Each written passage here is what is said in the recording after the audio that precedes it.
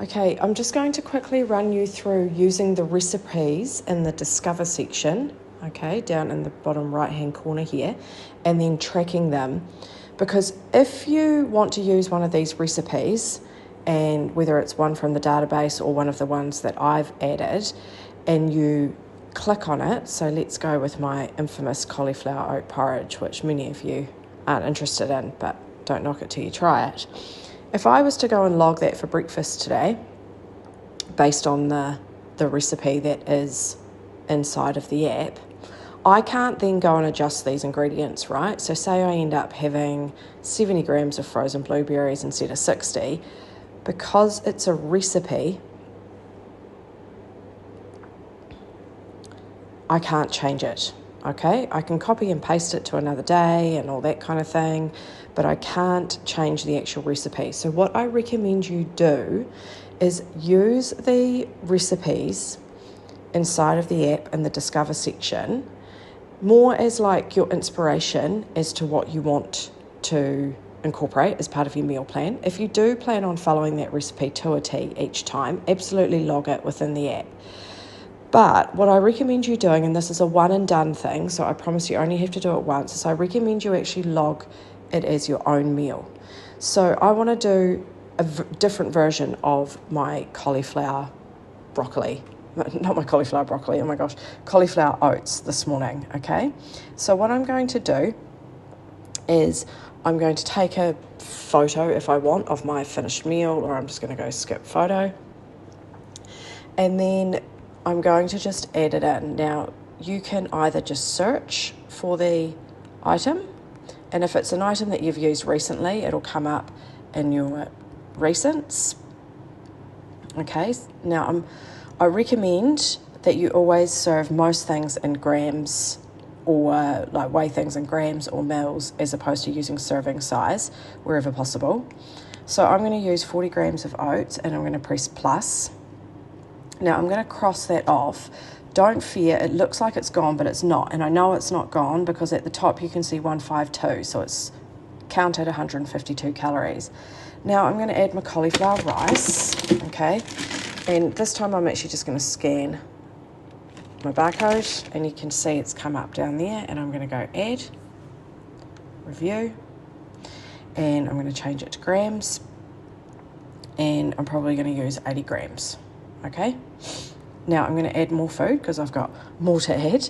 I'm also going to use my Z Gold liquid egg white, so I'm going to scan this, but I could also search for it as well. Or if there was a food that I was going to search for and I couldn't find it, you can always add it in as a custom food here, okay? So I've added my Z Gold. What else do I have in it? Then I have my frozen berries. So I'm going to have frozen blueberries. Okay. And I'm going to probably have, I don't know, probably 60 grams. I'd be doing this as I'm weighing it, okay, ideally. Usually, and because something like frozen blueberries, you're going to come up with multiple different options. Either ideally go by the exact brand, or, you know, the one with the tick tends to be the better option. And then today I'm kind of feeling a little bit fancy, so I'm going to actually use this Super Seed blend. So I'm going to scan it, and I'm doing this as I make it, so I've probably had 3 grams of that, and then I'm actually also going to have some pumpkin kernels on it, so that's come up, and I think and I'm weighing it out, and it's probably about 3 grams as well. And then I also have my protein. So this is what I make out of my little paste. So I'm going to scan that, and that's come up. And I'm going to press review. So if I was having a scoop, you could probably do a scoop, but I actually don't use a scoop. I just use 15 grams. Okay, so you can see that's all my ingredients. So it's come to 335 calories, it's got 31 grams of protein, and I want to log it for breakfast. So if I'm all happy with this, happy days, log, and then you'll see it's come up as breakfast, okay? So this cauliflower oat porridge, which I can't adjust any of the quantities, I'm actually going to just delete that because I don't need that. But what you will see here is this is my cauliflower oat porridge. So I'm going to press these three dots and I'm actually going to save to favorites. And I'm going to put cauliflower oat porridge, okay, and press save.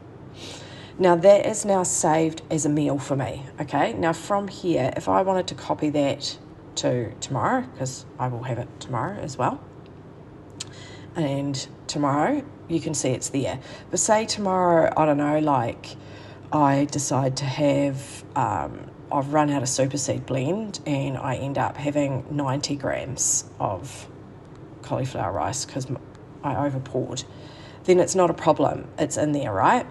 Now to find it where it was saved as your favourites, go into the meals and press the heart, and then you'll see cauliflower oat porridge, it's there, right? So you can also log it from here and say you're making, I don't know, you're really hungry or whatever, you've got the calories, you're having 2 servings, you can change the servings, and then you could log it, say next week I'm going to have it on the 18th, 19th and 20th. You can only log 3 days at a time, and I'm going to have them, 18th, 19th, 20th for breakfast. Make sure you're on the right meal.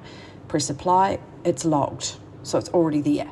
This is what I recommend you doing with your meals, like, and the way that you use the recipes. So yes, you've got all these wonderful recipes in here, many of which I have added, and many from the app.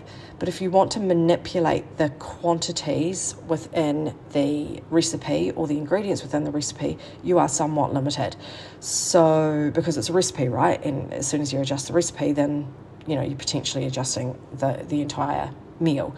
So this is what I recommend you doing: is add it in once, save it as a meal, and then from there you can change your quantities, and it will come up as a saved meal for you.